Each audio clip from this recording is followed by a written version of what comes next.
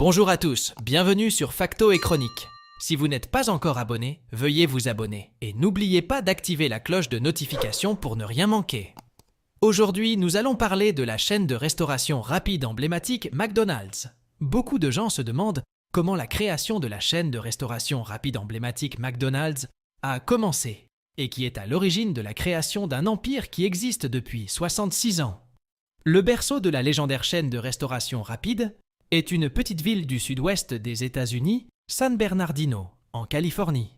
À l'époque du premier restaurant McDonald's, les hamburgers étaient déjà populaires parmi les Américains depuis plus de 30 ans et n'avaient rien d'inhabituel. Et le concept de l'établissement était à l'origine absolument éloigné de ce à quoi nous sommes habitués aujourd'hui. L'histoire de ce restaurant commence avec les frères Richard et Maurice McDonald, Mac et Dick. Entrepreneurs ambitieux et disposant d'un petit capital qu'ils ont gagné, en tant que constructeurs de décors à Hollywood, les frères décident d'ouvrir leur propre entreprise. Et leur choix se porte d'abord sur le cinéma. Cependant, en raison de la concurrence croissante, les affaires ne rapportent pas les bénéfices escomptés, et McDonald's s'intéresse à la popularité croissante, à la fin des années 1940, des restaurants pour automobilistes en plein air, les drive-in. Alors, nous allons maintenant découvrir comment un simple café de bord de route classique est devenu un restaurant de fast-food. Le 15 mai 1940, le premier restaurant McDonald's fait son apparition à San Bernardino, en Californie. La carte propose une vingtaine de plats, essentiellement de la viande frite. Grâce au choix judicieux de l'emplacement de l'établissement, les affaires des frères prospèrent et, en l'espace d'un an, ils parviennent à dégager un revenu annuel de 200 000 $. Mais peu à peu, la situation économique s'est dégradée.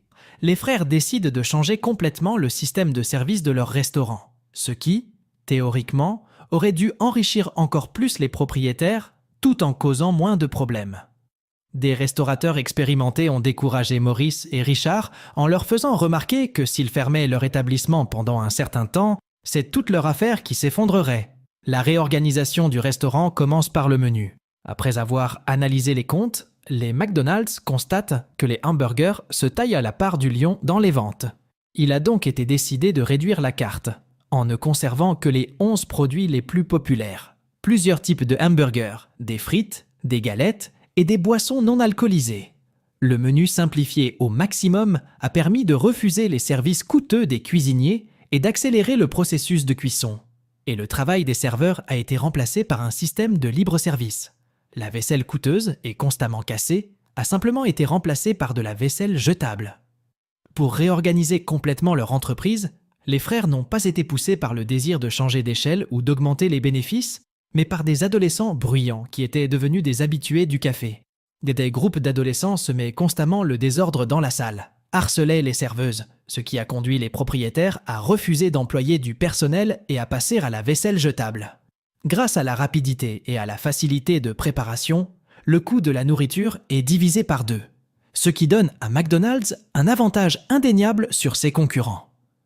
Enfin, en 1948, après une importante réorganisation, Mac et Dick, qui ont créé et inauguré le concept de fast-food, ouvrent les portes du nouveau McDonald's original. L'établissement rénové connaît un succès incroyable dès le premier jour de son ouverture. La renommée de l'établissement, où l'on peut manger vite, bien et pas cher, dépasse largement les frontières. Les bénéfices des propriétaires passent de 200 000 à 350 000 $ en 2 ans, et des entrepreneurs de tout le pays leur proposent d'acheter des franchises.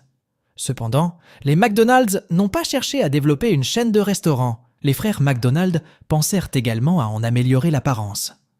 En 1952, le bâtiment du premier restaurant de San Bernardino a été entièrement refait.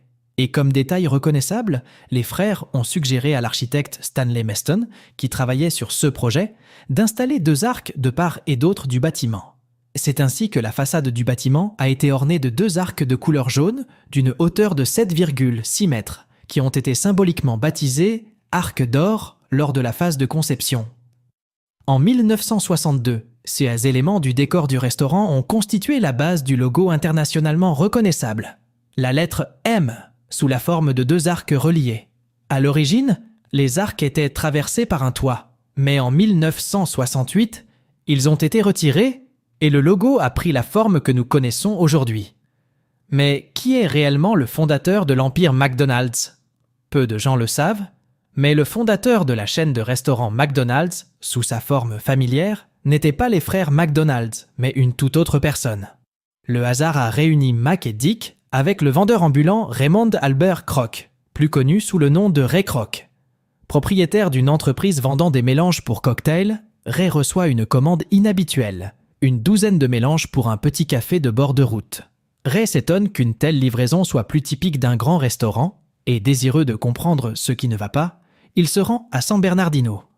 L'image que Kroc a vue devant le McDonald's l'a stupéfié. Une énorme file d'attente se déplaçait à une vitesse sans précédent, achetant des hamburgers.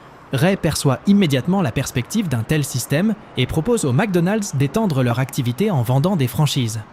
Les frères acceptent de déléguer cette partie de l'activité à Ray, et ce dernier, abandonnant ses mixeurs, fonde McDonald's System en 1955. À l'époque, le coût d'une franchise McDonald's s'élevait à 950 $. Selon les termes du contrat de franchise, le franchisé doit payer au propriétaire 1,9% du revenu total, dont les frères McDonald ne reçoivent que 0,5%. En 2021, l'ouverture d'une franchise de restaurant McDonald's nécessitera un investissement initial d'environ 2 millions de $. Investissement en capital, à partir d'1 million de $, coût d'une franchise McDonald's, 45 000 $, redevance mensuelle, à partir de 12,5%. Il ne suffit pas d'avoir de l'argent, le candidat à la franchise doit être formé à tous les processus technologiques du restaurant et aux nuances du marketing. Cette formation est également payante, à partir de 10 000 $. Alors, comment ont commencé les premières étapes de la création de cet empire? Ray Kroc a abordé l'expansion de l'entreprise d'une manière totalement nouvelle, en réorganisant complètement le système de franchise. Tout d'abord, il a suivi le principe suivant: le succès du franchisé est le succès du franchiseur. Par conséquent, il s'est efforcé d'établir une relation de confiance et mutuellement bénéfique avec les franchisés. Son objectif était de créer une chaîne de restaurants appliquant les mêmes normes en matière de qualité des produits et de services. C'est pourquoi l'uniformisation des prix, des menus, de l'intérieur des restaurants, des portions et des normes de service est devenue partie intégrante de l'accord conclu avec le franchisé. Selon les termes de la franchise, l'acheteur n'avait le droit d'ouvrir qu'un seul restaurant dans un seul État. Ce n'est que s'il respectait toutes les conditions du contrat de licence, après avoir obtenu la confiance de Kroc, qu'il avait le droit d'ouvrir un deuxième restaurant dans le même État. Pour que les futurs franchisés puissent voir de leurs propres yeux tout le système d'exploitation des restaurants inventé par Kroc, celui-ci décide d'ouvrir son propre établissement, qui servira de modèle au reste de l'entreprise. L'ouverture de son propre restaurant a posé des problèmes à Ray Kroc. À l'époque, dans l'État de l'Illinois, un restaurant était déjà exploité sur la base de la franchise vendue précédemment. Le restaurant McDonald's de Kroc ouvre ses portes et devient un établissement modèle pour tous les entrepreneurs qui décident de rejoindre l'empire de la restauration rapide. Les hommes d'affaires sont également attirés par la rapidité du retour sur investissement. En un an seulement, le restaurant de Kroc réalise un bénéfice de 200 000 $ par an.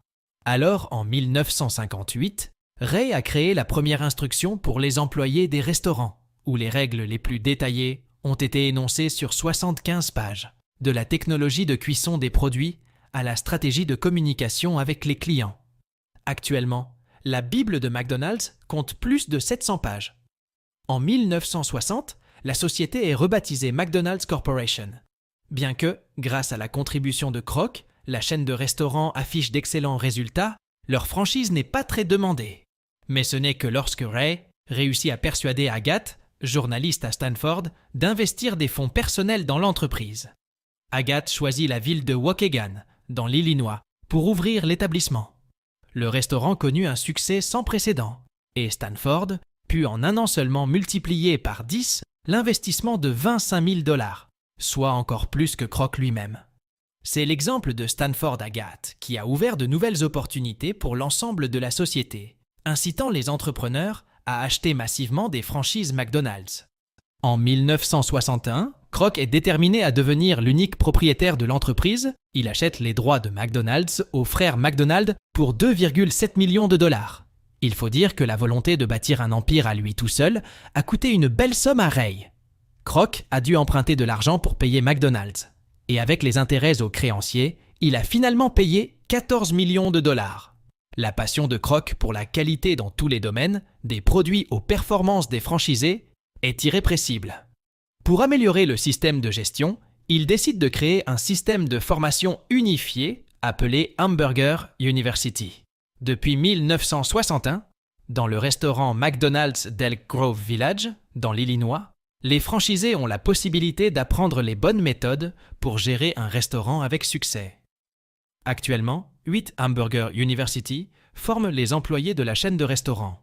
Au Royaume-Uni, Londres, aux États-Unis, Chicago, en Russie, Moscou, en Chine, Shanghai, au Brésil, Sao Paulo, au Japon, Tokyo, en Allemagne, Munich et en Autriche, Sydney.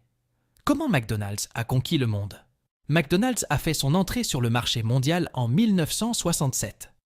Le premier restaurant ouvert en dehors des États-Unis est apparu le 1er juin 1967 à Richmond, au Canada. Ensuite, d'autres ont été ouvertes à Porto Rico et, 4 ans plus tard, en Europe.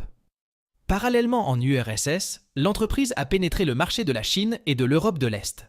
Aujourd'hui, il existe plus de 38 000 établissements dans plus de 120 pays du monde, dont 810 en Russie. Au total, sur les 197 pays reconnus dans le monde, McDonald's n'est présent que dans 120 d'entre eux. Dans certains pays, le chemin vers le McDonald's est fermé, si ce n'est pour toujours, en tout cas pour longtemps. La liste comprend l'Iran, la Bolivie, le Monténégro, le Tadjikistan, l'Ouzbékistan, la Macédoine, le Yémen, la Corée du Nord, la plupart des pays africains et d'autres encore. J'espère que cette vidéo vous a beaucoup plu et n'oubliez pas de vous abonner pour ne pas manquer les prochaines vidéos.